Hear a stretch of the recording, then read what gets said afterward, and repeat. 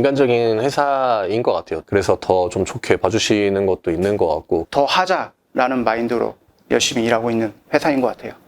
반갑습니다. 허브경제TV입니다.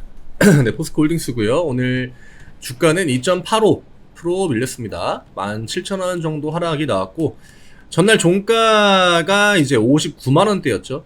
오늘 시가를 60만원 위쪽으로 올려주지는 못했고요. 시가가 조금 밀렸죠. 그래서 60만원 트라이를 했지만, 뭐 오늘 시장 전형적인 전광후약의 패턴이 나와줬고, 또 전날의 미장도 뭐 테슬라가 좀 오르긴 했지만 전체적으로 힘이 없었죠. 일단 유가가 좀 많이 올랐다라는 게 또 이제 국채 금리를 또 건드리고 시장의 심리를 건드리면서 포지션을 약간 좀 묶어버리는 그런 형태로 진행이 됐는데, 뭐 오늘 포홀 같은 경우에는 한 오후 전까지는 그냥 59만원을 지켜주는 되게 무난무난한 흐름이 나와줬거든요.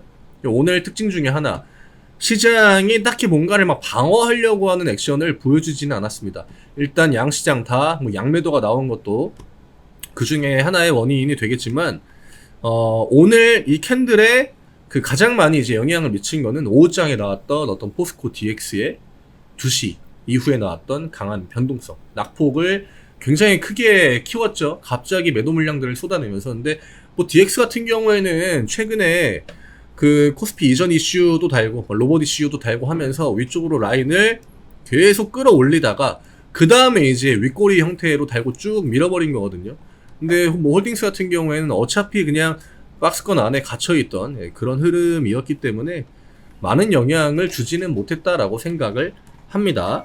저희 카카오 채널 링크 영상 아래쪽에 댓글 보시면은 파란 글씨 요거 누르시고요. 무료 종목 신청 누르신 다음에 홀딩스라고 남겨주시면 왼쪽에 보이는 저희가 안내해드리는 무료 종목들 같이 매매하실 수 있습니다. 어차피 지금 대형주들 같은 경우에는 양봉에 이어서 연속적으로 뭐 양봉이 나온다거나 혹은 어떤 시세가 뭐 탄력적으로 나온다거나 그런 타이밍은 아니거든요.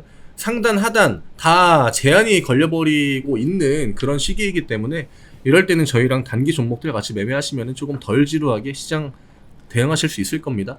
제가 어제 삼성전자 코멘트 드렸고요. 그 다음에 냉정하게 봤을 때 60만원을 돌파할 확률, 그래서 제가 일봉상으로 대형주들이 고가 라인을 뚫을 때의 그 패턴, 그 다음에 최근에 홀딩스가 보여준 한 번, 두 번, 세 번, 이 정도 보여줬던 어떤 60만원 돌파의 시도. 그치만 홀딩스 같은 경우에는 확률이 그렇게 높지는 않다라고 제가 그냥 솔직하게 코멘트를 드렸죠. 이런 자리에서 60만원을 돌파할 확률은 높지 않지만, 만약에 뭐 삼전이 하락폭을 보여준다거나 시장이 버티는 와중에 삼전이 계속적으로 낙폭을 키워간다 이러면 자연스럽게 포스코홀딩스로 돈이 들어올 수밖에 없거든요. 근데 오늘은 뭐 보셨겠지만 지수가 그냥 드랍을 했습니다.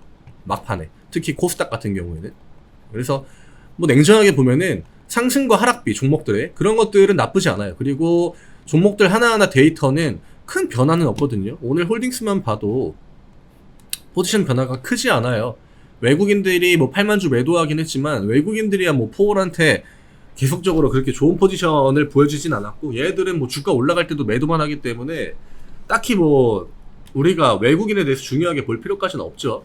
그 다음에 기관 같은 경우에는 어제 연기금 매수가 들어와서 뭐 하루 들어온 거 가지고는 얘들이 매수를 했다 보기에는 아직까지 좀 이르고, 못해도 2, 3거래일은 연속적으로 매수를 보여줘야, 그래야 기관 포지션에 좀 변화가 있다 라고 우리가 그 예측할 수 있다고 이야기를 드리지 않았습니까? 근데 오늘 바로 이제 어제 매수한 만큼은 매도를 했기 때문에 아직은 기관 포지션이 명확하게 돌아왔다라고 보기는 좀 이른 감이 있겠죠. 기타 법인 쪽에서 오늘 매수가 들어와줬고, 근데 지금 가격 라인에서 이런 식으로 기타 법인 매수가 잡히는 거는 나쁜 데이터는 아니에요. 어쨌든 간에 기타 법인 같은 경우에는 뭐 그게 자사주 매입이든 뭐든 혹은 어떤 식으로 매수가 들어오든 간에 주가를 이제 약간 방어하는 형태 혹은 저점 라인을 이탈하는 형태가 나올 때는 기타 법인의 힘이 좀 강합니다. 우리가 뭐 금투 이런 거를 사실 중요하게 보진 않잖아요. 근데 기타 법인 같은 경우에는 주가를 끌어올린다라기보다 약간 좀 방어해주는 형태의 성격에 가깝다. 그렇게 보시면 될 것 같아요. 뭐 하단으로 58만원을 다시 한번 찍었기 때문에 이러면 내일 만약에 시가가 좀 밀린다? 그럼 57만원대에서 바로 시작이 되겠죠?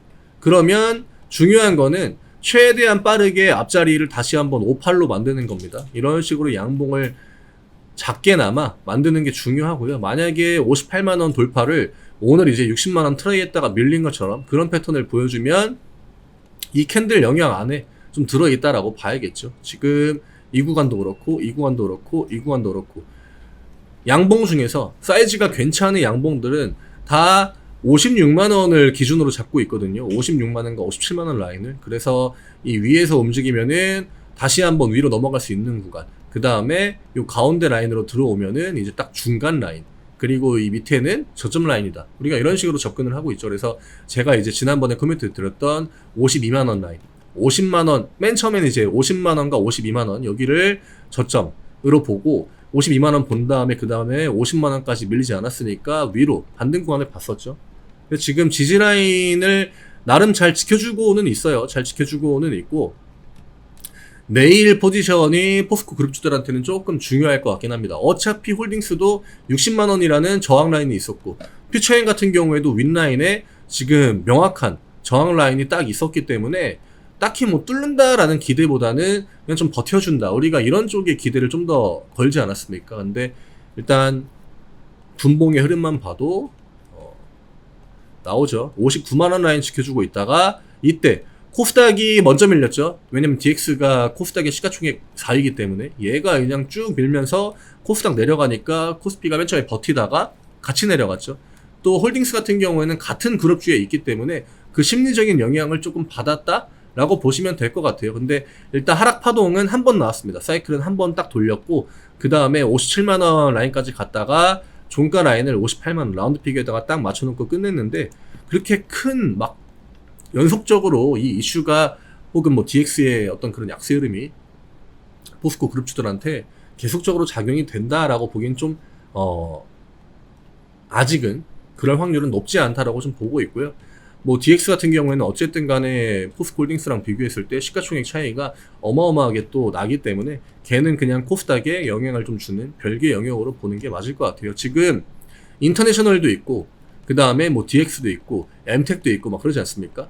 M텍이나 이런 것들은 대체적으로 우리가 약간 좀 테마 형태로 보는 측면이 있고, 인터내셔널도 홀딩스랑 퓨처엠이랑은 주가 흐름이 조금 다르죠. 그래서 지금 세트로 보는 거는 홀딩스랑 이제 퓨처엠, 그 다음에 인터내셔널은 약간 뭐 DX랑 좀 가깝다라고 봐야겠죠. 물론 하나는 거래소에 있고 하나는 코스닥에 있긴 합니다만 조정을 보인 폭이나 이런 것들을 생각하면 이 두 개가 가장 유사하긴 합니다. M텍 같은 경우에는 약간 좀 테마 형태라고 봐야 될 것 같고요. 그래서 내일 중요한 건 역시나 3전의 포지션을 또 봐야 될 것 같긴 하고요. 그 다음에 지금 어떤 코스피나 코스닥이 하단으로 다 지지라인들이 있긴 해요. 2차원 종목들도 마찬가지지만 지지라인들이 있기 때문에 그런 지지라인들을 좀 지켜주는지 그게 중요할 것 같고요. 그 다음에 시장의 분위기, 아마 호재가 나오지 않는 한은 이거를 정말 막 급반등을 보여주거나 하기에는 매크로 환경들이 좋진 않거든요. 전날만 해도 일단 유가 이슈가 있었기 때문에 이게 심리를 굉장히 좀 제한했습니다. 왜냐? 지금 사람들이 시장에 대해서 약간 좀 망설이고 있는 부분은 어쨌든 간에 금리라는 그 큰 키워드가 있기 때문이거든요. 근데 유가가 올라간다? 이러면 당연히 작년 생각이 나죠. 유가 올라가고 곡물값 올라가가지고 인플레가 시작된 건데 유가가 또 올라간다고? 어제 그 유가가 90불인가까지 찍었던 걸로 기억하거든요. 물론 조금 내려오긴 했지만. 근데 아무래도 그런 것들이 시장 심리에는 영향을 줄 수밖에 없기 때문에 연준의 포커스를 맞추고 있는 시장 참여자들 입장에서는 이런 유가 상승 이런 것들이 늘 따라와요.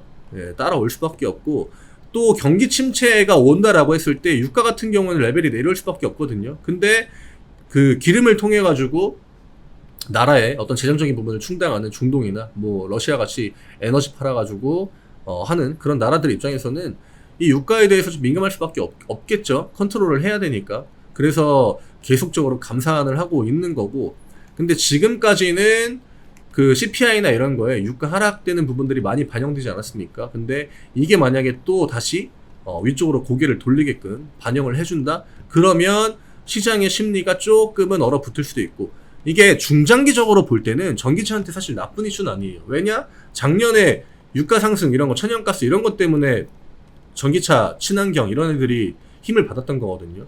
근데 아무래도 지금은 좀 단기적으로 시장의 심리에 영향을 크게 주다 보니까 이런 식의 흐름들이 좀 나와주고 있다라고 보면은 될 것 같아요. 아무래도 이런 상황들이 좀 길어지면은 경기 민감주들 이런 애들이 조금 더 영향을 받긴 합니다. 왜냐? 금리랑 상관관계가 굉장히 높기 때문에. 근데 홀딩스 같은 경우에는 뭐 사실 금리에 크게 영향을 받는 종목은 아니기 때문에 뭐 지금이야 대부분 다 지루한 패턴들이 나와주고 있고, 다만 우리가 이 지루한 거를 미리 알았느냐 몰랐느냐 그거에 따라서 멘탈적인 데미지만 좀 차이가 있다 뿐이거든요. 우리는 돌파에 대한 기대감을 크게 갖고 있진 않죠. 사실 지금 현재는. 그래서 그냥 좀 지루한 움직임, 박스권 안에 갇혀 있다라고 하더라도 어차피 2차전지가 제가 최근에 이야기 드렸던 거, 지금 공격력보다는 방어력이 좋다라고 하는 거예요. 앞구간에서도 뭔가 안 좋은 건가 했지만 대부분 다 쉽게 방어를 해줬기 때문에 우리는 지금 공격력보다는 계속적으로 방어력이 좋다라는 그런 관점을 가지고 2차전지나 어떤 포스코 그룹주들이나 대형주들을 대응해 나가면 되지 않을까 그렇게 생각합니다. 그래서 오늘 이 정도로 정리해드리면 될 것 같고요. DX가 뭔가 되게 많은 영향을 준 것 같지만 사실 시장 전체적으로 그렇게 민감하게 반응은 하지 않았다라고 보시면 될 것 같습니다. 저희 카카오 채널 링크 영상 아래쪽에 남겨드립니다. 무료 종목 신청 누르시고 포스코홀딩스라고 남겨주시면 저희가 안내해드리는 무료 종목들 같이 매매할 수 있습니다. 단기 종목들로 드리니까 오셔가지고, 지금 어차피 대형주들은 퐁당퐁당 혹은 양봉음봉 이런 패턴들이 대부분이기 때문에 단기 종목들로 매매하시면서 이런 지루한 구간들을 좀 같이 버텨나가시면은 굉장히 좋지 않을까 생각합니다. 저는 내일 다시 또 인사드리도록 하겠습니다. 네, 감사합니다.